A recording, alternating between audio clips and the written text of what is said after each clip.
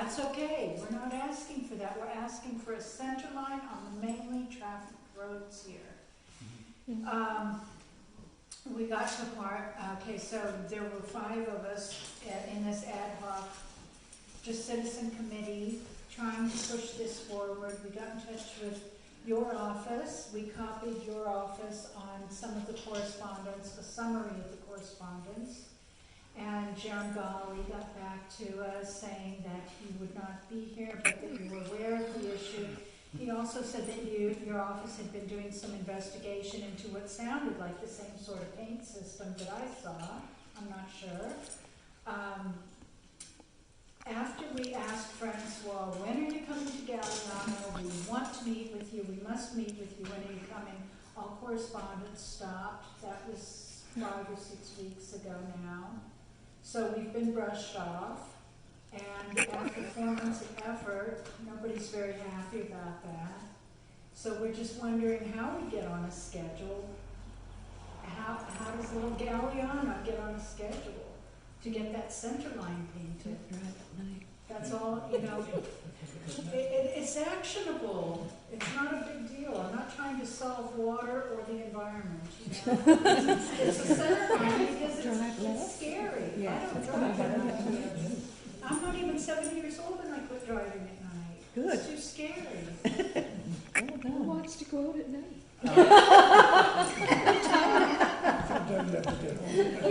No, maybe we should just paint it ourselves. Spray cans. Don't drive at night. I have bought a yellow can of spray paint, and I have plans to do it myself sometime. So is there a way to get on that's the allowed, though. schedule? Because it's so overdue. So we are in a constant state of communication with Francois and his other counterparts that are the area managers for the different islands. All of the Southern Gulf Islands have this exact issue. A large majority of the rural roads that are managed by the provincial government have this issue. They have about a 25, I asked this question in budget estimates several weeks ago because it is a perpetual bit of it's a perpetual file in my office around correspondence. They have a $25 million budget annually to paint center lines. And it is far from what obviously is needed. As you noted, Galliano is on the same seemingly futile schedule as the others. Rob Fleming, who's the Minister of Transportation, let me know during budget estimates that that they were investigating an Australian glow-in-the-dark, very lasts a long time apparently. They did do a lot of these roads on the schedule, and they tried to use a more environmentally friendly paint than the one that they had been using in the past, and it was very environmentally friendly, but it didn't last. In fact, the center line that you had previously, I think, outlasted the one that was put on top of it, and so they learned that wasn't going to work, and they're trying to find a more resilient product that then, because they're perpetually behind. And you know, the experience that you've got here on Galliano is the experience that my constituents on Maine, constituents on Salt Spring, constituents on Saturna, and Pender have all experienced over the issue of getting the proper road markings on the roads. And Pender Island suggested a citizen painting program, and it, because of the levels of frustration they're experiencing, I believe every year that, and I will go back and check, certainly every year that I've been in MLA, it's been an issue in the inbox, and every year I have raised it with the minister as something that is needed to be done.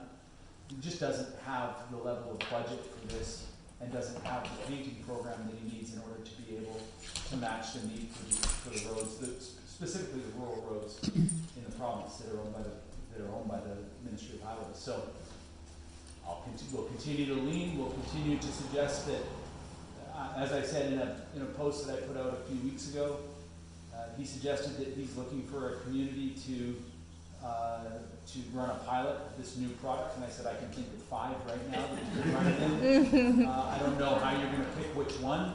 I'm not going to be involved in that whatsoever because I am, you know, hopefully you can pick all 5 and then it'll be good. But it is So well what aware. happened to the 25 million? Where does that go? All to Vancouver Island? Is that part No, of I mean it goes. They basically they have an agreement in place in order to keep it fresh, but they do make decisions based on the highest volume of traffic.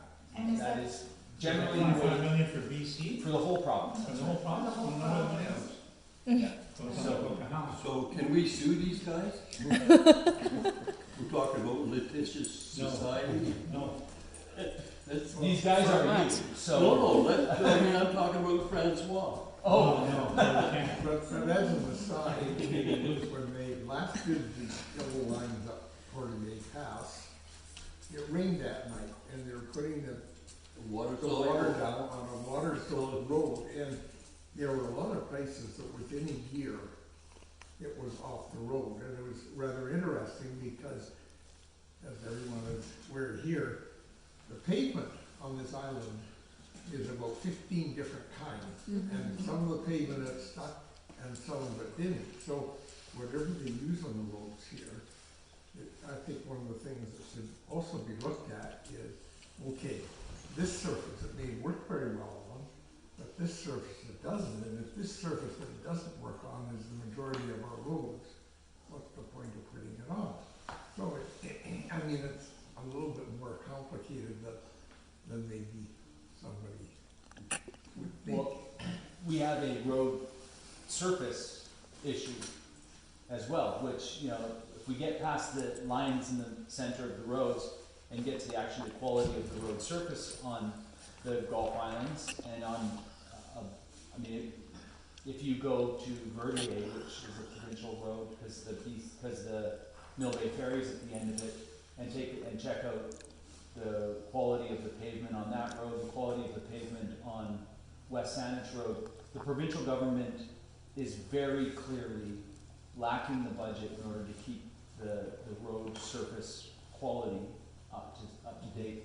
I think the maintenance people do the best they can with the budgets that they have to keep the potholes filled, but it's a patchwork. So it's the road marking, it is the road, the pavement surface. These issues are issues that are, like I said, perpetually issues that I'm raising and advocating for. And I think it's important to acknowledge the fact that when we're in those budget estimates, rural MLAs of rural communities are all where the provincial government owns the road,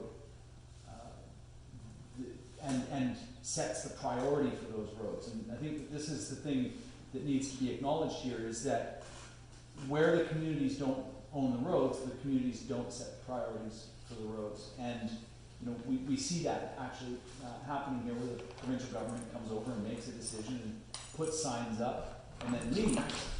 And they'll have every right to be able to do that. However, they're making decisions on behalf of the community. And one of the things that I've consistently said is we need to have a level of engagement about what's happening here so that people can understand. You have every right to do something. It's your road. It's the provincial road, or it's our road. We pay for it. That's right.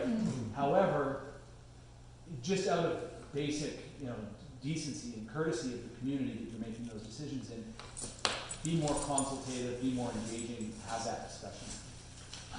This is also roads in a way, but I don't know if you've ever driven up to the north end of our island. We drove some of the way up there. Okay, well, I think you'd almost need to get to start at the end, but there is a huge rock face with rocks that fall down intermittently, and there's even rocks coming out with trees on the top. And I worry about an earthquake because, for God's sure, the whole damn thing's going to fall down.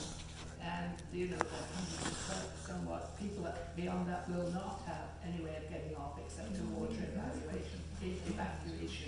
Right. So I've certainly bugged the guy that does the roads here to the point where he really can't do anything more about it, which has actually been nothing at all since we've lived here for 20 years. Nothing has been done except the rocks that have fallen down have been moved.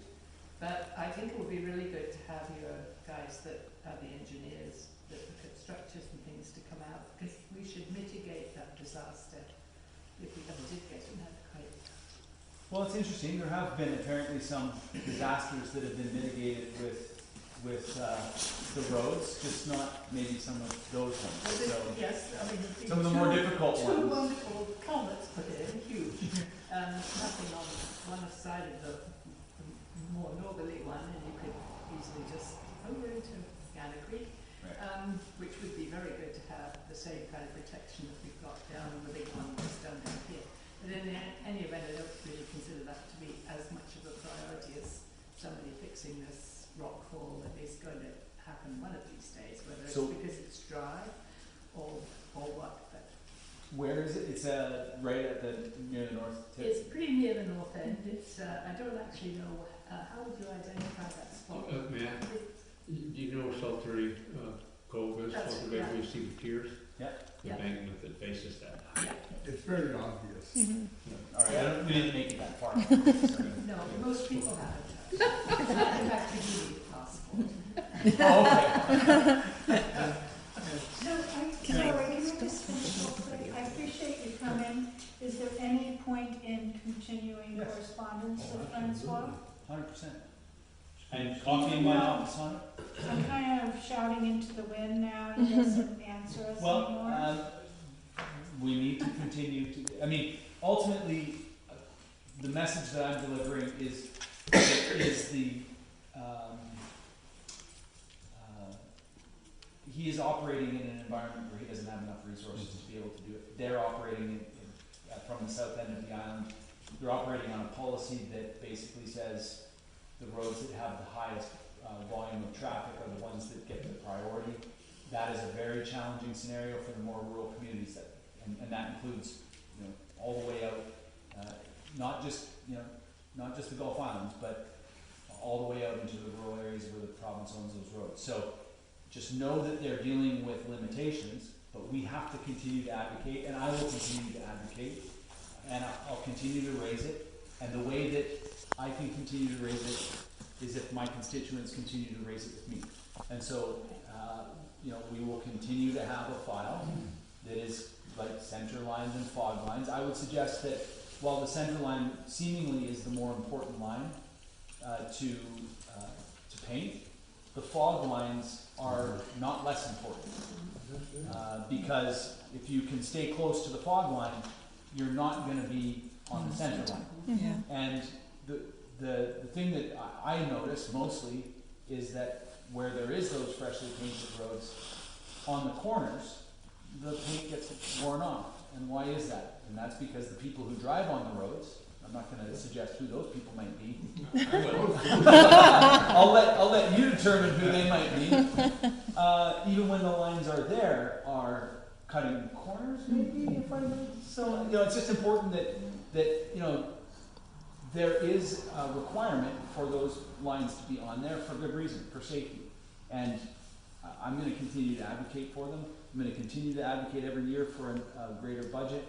I just want you to know that it is a problem that's persistent across the entire province. The budget's not big enough.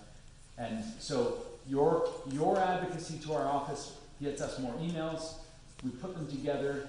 We send them off to the ministry. We let them know that it continues. So if you email the ministry, email your area manager, copy our office on it, it gives us the ability for me to stand up every year to say that or whoever the MLA is, to say we need this budget to be increased. And just one real quick question. So I got in touch with Ben Maverly about this, and he's already speaking with, I believe it was the man you mentioned, Fleming? No. Anyway, he's... Rob Fleming's the minister. Okay, he's So- speaking with someone about the Montague parking. And I said, are you aware of the center line debate? Evidently he was. He'd been looking at some of those, that chatter on Facebook. So he's also going to be following up with this gentleman. So does that supersede what I'm doing? Do I still need to? I mean, I Yes, you need to keep going. No. So Ben's one of your elected officials on the island. Yeah. Yeah. Absolutely. And the roads are not his responsibility, although the Islands Trust has an agreement signed with Modi, and that's the reason why they have that direct contact, is because they've actually got an agreement about how wide roads need to be and the maintenance of roads. Ultimately, the roads are provincial responsibility, so it falls into our office's. Adam, I think we've got somebody here who wants to ask a question. Yep. Oh no, it was the same topic as roads, but I can wait till. Okay, so just stay in touch with, copy everything. Most of our roads are wide enough to get fog lights. Well, the other, there's two areas, the Spanish Hills area and the marina, where the roads really need to be widened, probably just with a gravel base for parking. And most of us remember the mess that was down at the ferry terminal before they spent some money on widening it and making space. And, you know, it's a provincial matter rather than a local matter, so the council, the trustees can't do anything about it here. Nope. But, you know, that's just. The that's a provincial little highways. early, but it's something I'm not sure you're aware of, that those two areas are, and the one out the marine is gonna get worse this summer, because the residents have successfully limited some of the parking that was already being used. And usually the parking means that some of the car is on the road and some is off the road. We're familiar with the issues that. Yeah. On the topic of roads, I just also wanted to bring the awareness of the culverts next to the road. So I was doing a hydrology assessment around where I live, around where we live, and I found a lot of the culverts were actually plugged with, and I feel like a lot of, probably around the whole island is probably the same issues. That with the topic of roads, I also want that to be brought to awareness, because especially where areas are wet, it is also eroding the road. It's getting cracks in the roads, and then some culverts were also like bent, and I was like, oh, this is a recipe for disaster if we get another like atmospheric river and it can't handle it. So Whose responsibility is that to keep I those clear? Oh, private, then. It's private, isn't it? Driveways, it's private. no, it's not a driveway. It's the main road. Yeah. Yeah, it's the maintenance. The maintenance departments have to do it. The culverts were largely undersized, and we found from the atmospheric river that these undersized culverts were not able to handle the volumes of water, and so basically pushed the entire road out. And you've got a few repairs here. Yeah. There's a few repairs happening on all of the islands. There's almost a $15 million project happening on South Pender, right? So the size, and as well, making sure that even if it's an undersized culvert, if it is plugged, then basically the pressure on that system just becomes unbearable, and it just blows the entire road out, and that becomes terribly expensive. My name's Susanna. Hi, Very nice Susanna. to meet you, Adam. What was the result of the citizens group that took things into their own hands on Pender to do some road painting? Well, they haven't painted, but they threatened it at a meeting. Did that threat make any difference? Well, they've not painted any lines on the roads yet. So they just came to me and said that if the ministry doesn't do it soon, then they're going to do it on their own.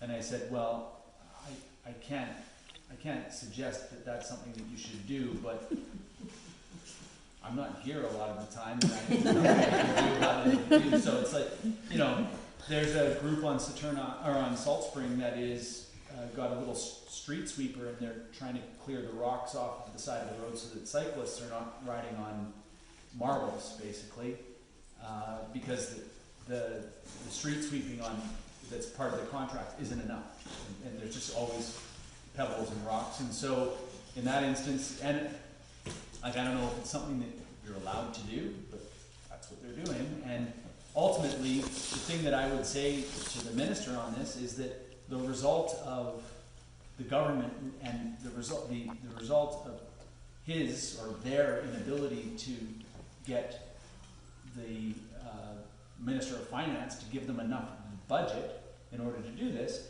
is leading to the level of frustration where this kind of conversation is happening. And I can't blame communities who have been raising this in the way that citizens are supposed to be raising things.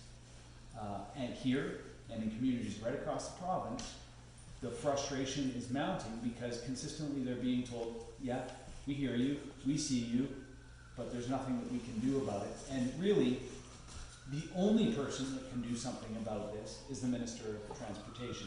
Ultimately, it's on the Minister of Transportation's, it's their responsibility to go and get a budget that is sufficient in order to do the job.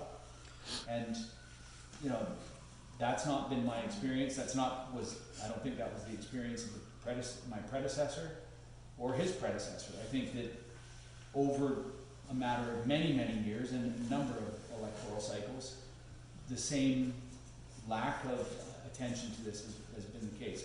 We've seen where the road has been painted. We've seen how it's washed away, but clearly that 5-year cycle has not been met. No. Adil, I know you've been a huge advocate for healthcare for us and public health, but we hear great quantities